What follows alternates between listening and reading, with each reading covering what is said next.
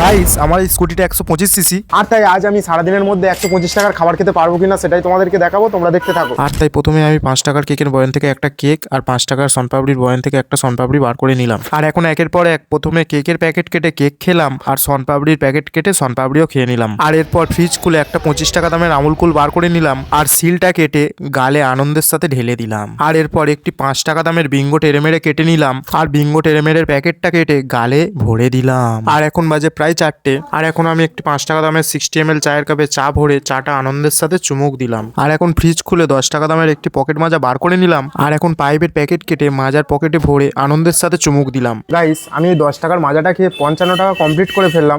আর সত্যি বলতে এখন আর আমার কোনো খাওয়ার ইচ্ছা নেই, পেট পুরো ভর্তি হয়ে গেছে।